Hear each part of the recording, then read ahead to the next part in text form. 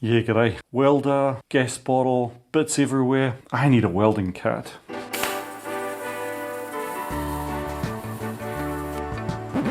Okay, so my old welder used to be on this wooden box, but underneath the table. That's not going to work because the gas bottle's too tall, doesn't fit under the table, especially not with the flow meter. Also, the welder's got a pretty short cable. It looks like the best space available is going to be here to the left of the bench. And to make that work, I really want the welder on wheels, so let's make a welding cart. Fans of the channel will know that I always start with highly detailed plans. Like in this case, cabinet at the bottom, welder on top, bottle on the back. There's going to be some wheels and some sort of a frame. Now when you start TIG welding, you're going to hear everybody say, get a whole box of electrodes because you're going to be constantly dipping them into the work and having to regrind them. What does that actually mean? Now throughout this video, I'm going to keep track of how many times I dip the electrode into the work and therefore how many tips I have to grind. So I want you to guess how many times that is on a whole welding cart. In my next video, I'm going to let you know what the real number is and announce the winner. And the prize is going to be the satisfaction of knowing that you got the right number. Now before I get started, I'd like to welcome all of the new viewers because for some reason the video on making this new table picked up a bunch of viewers that wouldn't normally watch the channel. Hope you stick around. The other thing to address from last week's video was the outpouring of concern for this unicorn picture.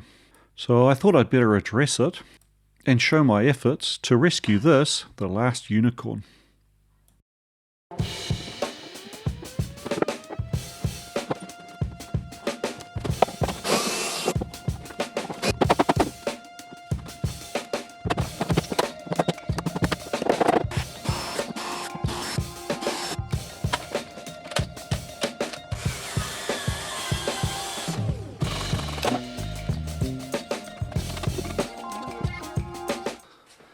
How's that? When I come in the wood shop, it's the first thing I see.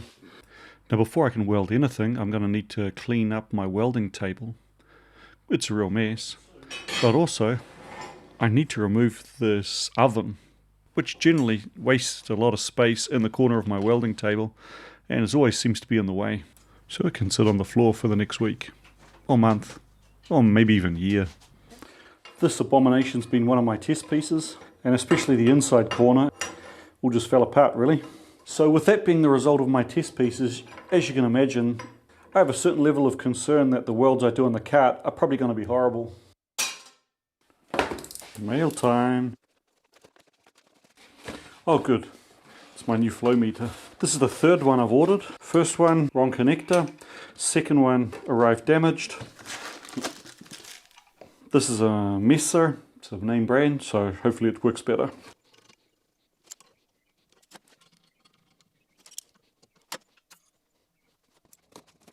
Some wheels and some locking casters.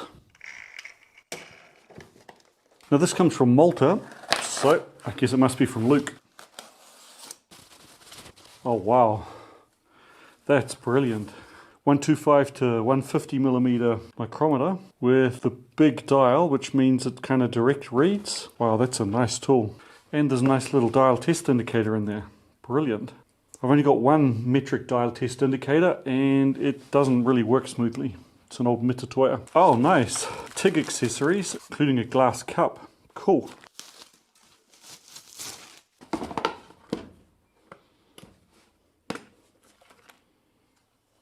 Okay, that's a pair of points for the linear height gauge. This looks like a pair for measuring diameters. Oh wow, look at that. What a cutie little square. I don't actually have any of these knife edge squares. I'm sure they're super useful. So this is the matching 100 to 125 millimeter or 4 to 5 inch. Luke contacted me to ask me because he had a bunch of extras and I said, well, I've got all of the dimensions up to 100 millimeters. This is like an indicator 90-degree attachment.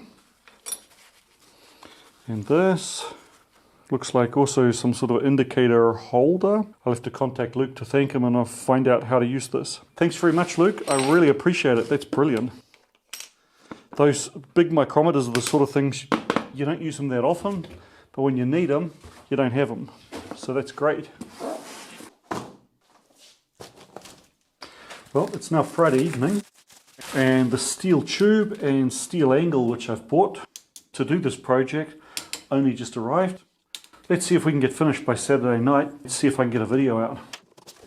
After watching my TIG welding video, Willem in Holland said he had an old lightweight CK something torch. Since he'd replaced this with a water-cooled torch on his rig, he sent that through to me. So thanks very much, Willem. Oh look, and a gas lens with Pyrex cup there as well. So this is the torch that came with the welder, size 17, and this is the size 9 CK. The original torch has a single pretty heavy cable, which includes power, gas, and the switch connector up here. Since this doesn't have a switch on it, I figured I'd leave this switch connected, probably tape this to a block or something and use it on the floor as a foot switch, just to try it out. But unfortunately, the gas connectors are not the same. This is just a standard 1/4 inch flared fitting, so I'll just have to put a flared fitting on there. That's easy enough once I get one. But the bigger issue is this cable and the CK don't actually have the same connection. This doesn't fit into the machine.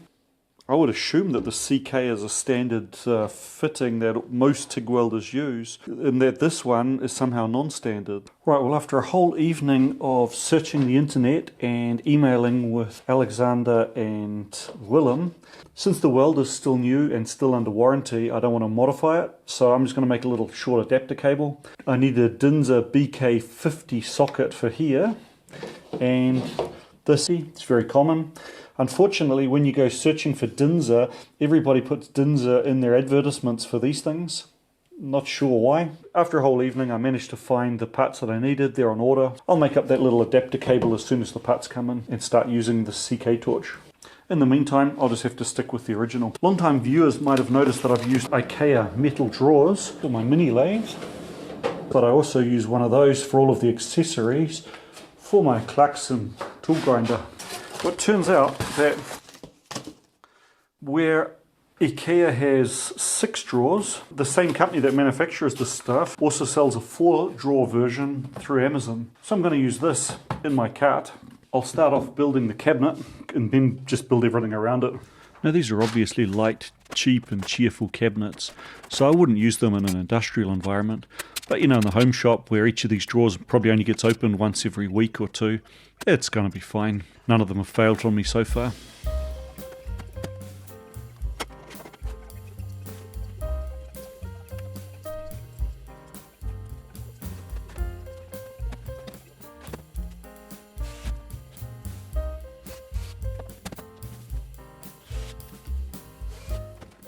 Well, that's it for the body of the cabinet. It took all of 5 minutes to put that together. Drawers take a wee bit of origami.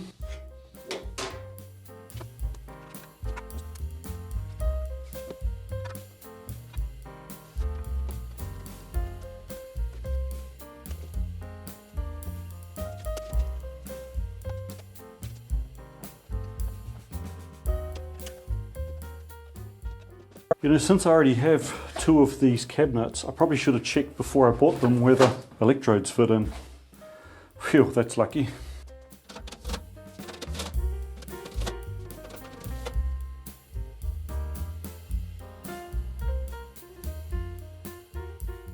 I bought a whole box of tungsten electrodes. I would have bought these ones, but don't have a 2/25 collet. One of the most common pieces of advice that I received was grind both ends so that you get twice as many tips before you have to go back to the grinder of shame. Since breathing tungsten's considered poor form, I've set up the vacuum cleaner here.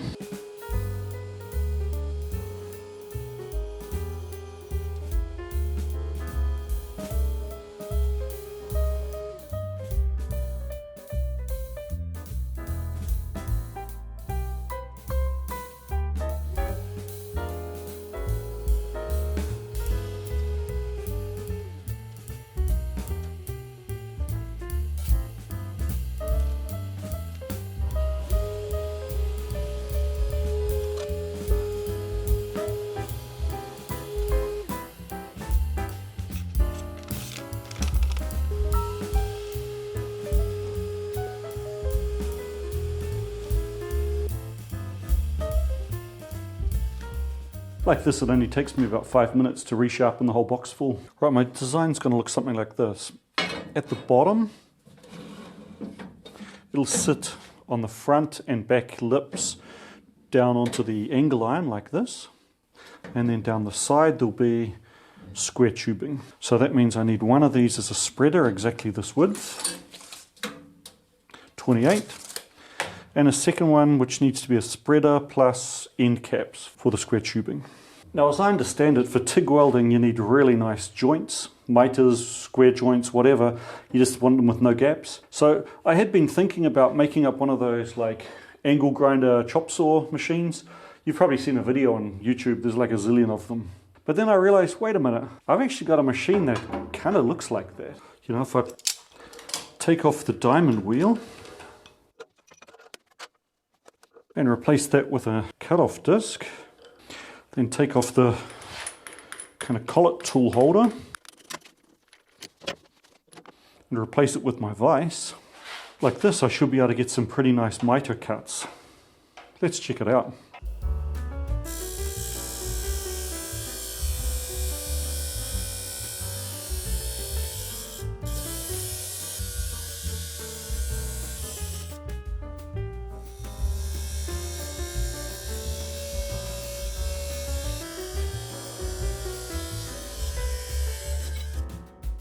Okay, so time for a little mock-up here. I think I'm going to put about a 15 centimeter open shelf in underneath the welder. And since it's nice to have a bit of extra shelf space, I might even put a shelf on top of it to put like junk and stuff on while I'm welding. Well, after a fair bit of angle grinding and cleaning off the mill scale, I think I'm about ready to start tacking up this frame. I ended up using more angle than I expected, but less tube.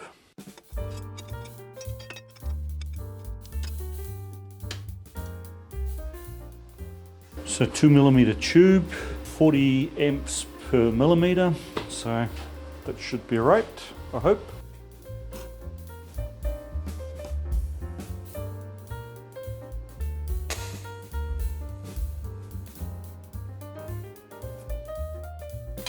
Looks right.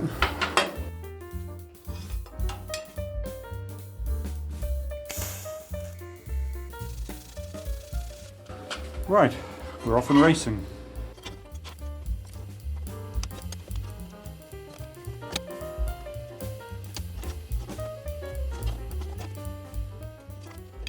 Here I've got a little fit up problem. There's a bit of a raised portion right in that corner.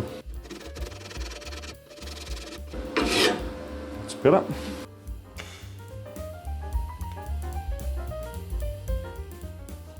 Cool, I even remembered to keep the gas on the weld after I took my finger off the trigger. Normally I lift.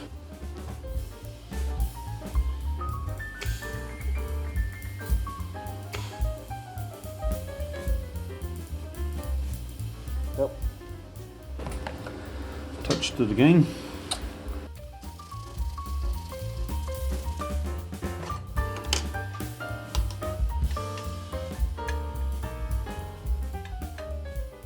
Well, that looks pretty square. I just did 4 practice welds on the bottom where they won't be visible. The first 2 were without any filler, just fusion welds, and then these next 2, this one and this one, with filler. They're hidden on the bottom. Now let's flip it over and do welds that will remain visible. The frame's still symmetrical at this stage, so if I get 2 bad welds on one end, I can hide them at the back of the cut. These joints are all pretty tight, so I'll just use fusion welds. I wandered off course. It's a bit dark, I think I might just lighten up the helmet a bit.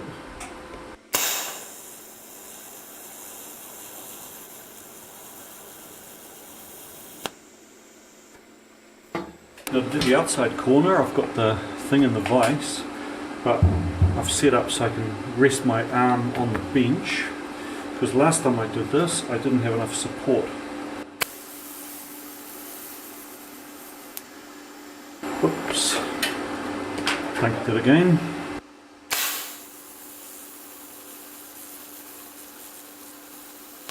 Okay, consider I dipped the electrode and had to restart that one. That came out okay.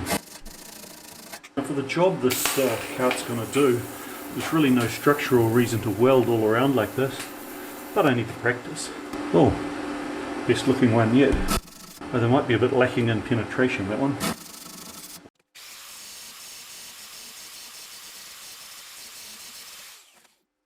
I just remembered when I was first laying this out, I made a decision that I was going to put the welds in the piping on the inside and this one's on the outside. Oh well.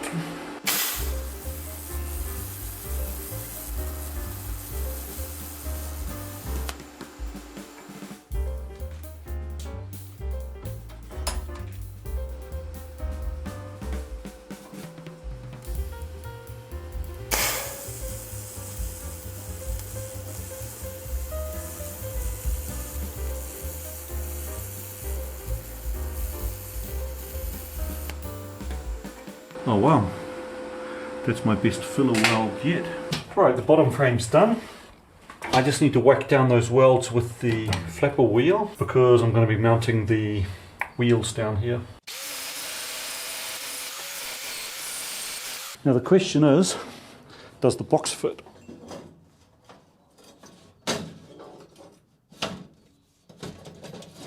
Oh yeah. Now the idea at the back is that the gas bottle's going to sit on this ledge. I still have to put the little spreader in the middle, under here.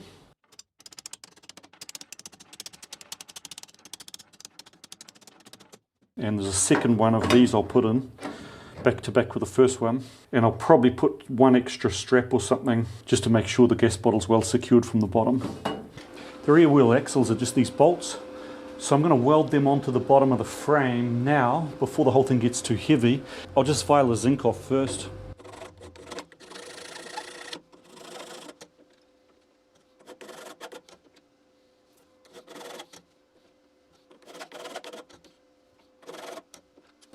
When I weld this on, I'm either going to get years of reliable service out of this, or it's going to fall off the first time I put some weight on it. Well, I certainly notice as soon as it gets the slightest bit out of position, it all gets way harder to make a halfway decent weld.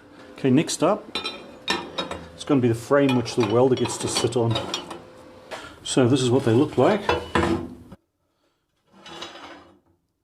I don't see any penetration right through. I'm not sure if that's good or bad. I just fusion welded the corners. Pretty happy how they came out. So does the welder actually fit on it? Oh yeah, perfect. Ah, you have got to be kidding me. I just realized that I welded the axles for the back of the cart onto the front. Now run along and play with your idiot friends.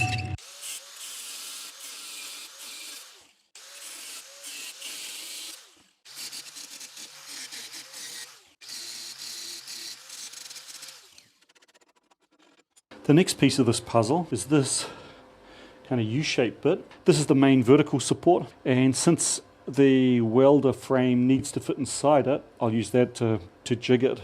Well, I guess this was always going to happen sooner or later. Probably moving too slow, lifting up the arc, and burn through. Oops. Now I'm sure this doesn't happen to people who can actually weld, and they probably also have ways to just weld this closed, but I'm going to clean it out and make an insert.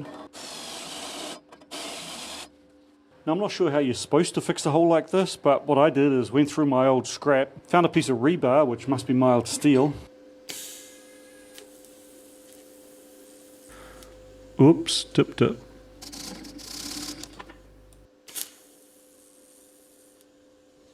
Not again. Right, let's see if we can get this now closed off.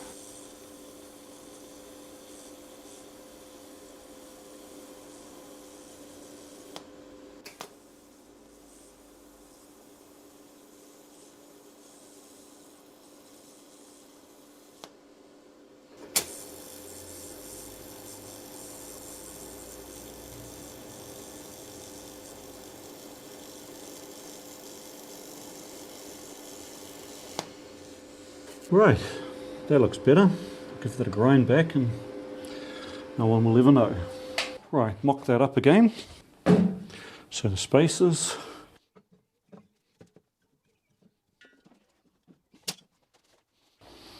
Now the roll cage should go about here. You know, I think I'm going to can the idea of a table on top, because I think that would be just too high.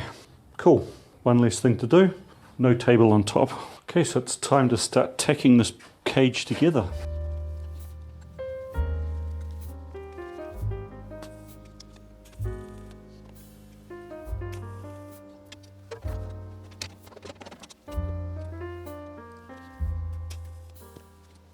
If any of you guys were wondering how long a newbie like me can TIG for before it's off to the grinder of shame, well, that was it. 22 tips, dipped them all. I'm guessing I dipped half of them just welding those axles on.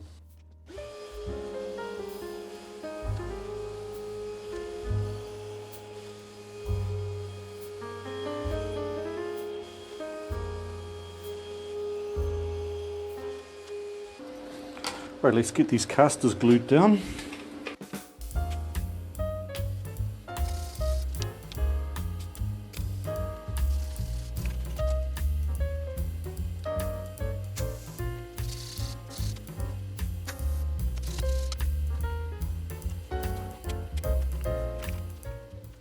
Now at this point, this is going to get locked in. Oh wait, I need to grind down a couple of welds here so that it will fit.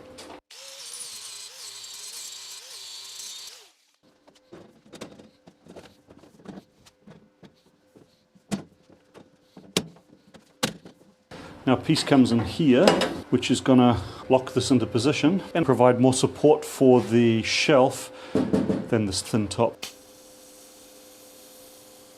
I did that weld left-handed, came out okay. There's 2 more tubes I need to cut.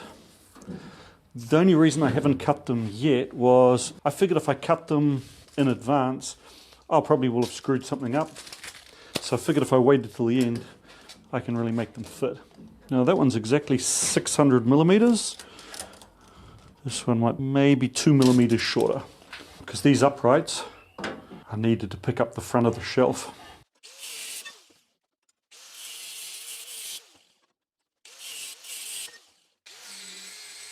I prefer to remove mill scale with vinegar and thyme. It's much easier. But in this case, these pipes only arrived yesterday, so didn't have any time. Oops. This is what happened when you change the design halfway through. Oh well, I'll just put a angly bit on there. Make it a feature. I'm sure it was supposed to be like that. Right, well it's now the next day. I did a real berserker session yesterday to try and get all this finished, because I had visions of then editing the video and uploading it by today, Sunday. But rather than showing a half-finished, half-assed job, I'd like to still go through, weld all the brackets and hooks and stuff to hang all of these cables and stuff. I still need to do a couple of brackets at the back to support the gas bottle better, and it needs a paint job. It rolls nicely, and it seems quite stable considering this floor's got a big slope on it to keep rain from coming into the garage. This thing's going to double as my walking frame when I get old. It's kind of a shame, but I have to take everything back off it because I still need to do some welding on it. So just adding the extra stiffener that the gas bottle's going to sit on, and a bit here just to capture my filler rods.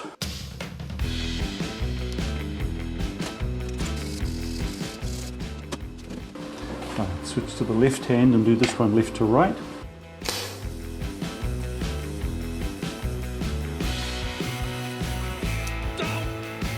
Oops.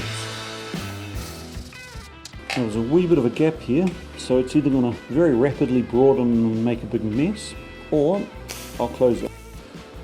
Woohoo! Right, last weld on the bottom, this one.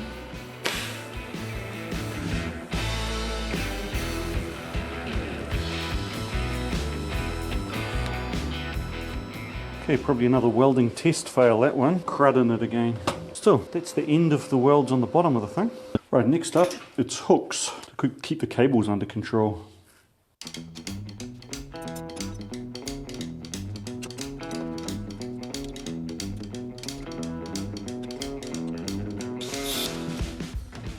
Now before welding, I'll just take off any zinc that might be on there. Right, now putting the hooks on. Now for the welding itself, see how that goes. I'm actually quite surprised that came out as well as it did. I've made up 2 brackets here just to sort of help support the card at the top, but I don't know where they need to sit. Uh-oh, I made that too narrow. Wait a minute. This way it's just over 8 inches. And this way I'm about 1/8 of an inch under. I guess I'll just have to cut out a little bit there.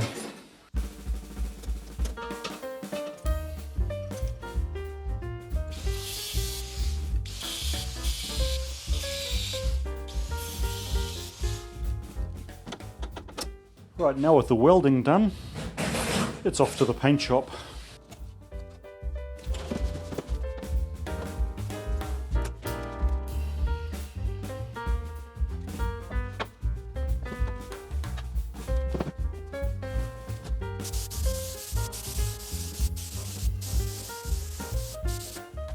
Right, well that dried overnight, so now it's time for a top coat. Now the options would be matte black. Good traditional choice for a welding cart.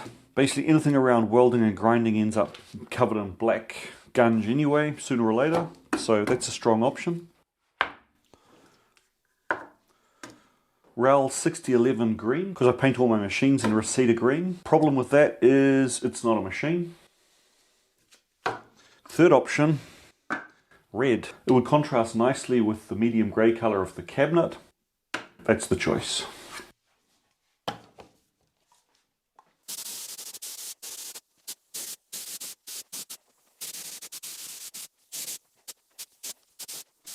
I was just on the phone with our #1 fan Nico, having a bit of a whinge fest that here in the basement it's a bit too cold and the paint's not really drying. But outside it's a beautiful sunny day. Now always the practical gentleman that he is, he's like, why don't you just carry it out dead cow style?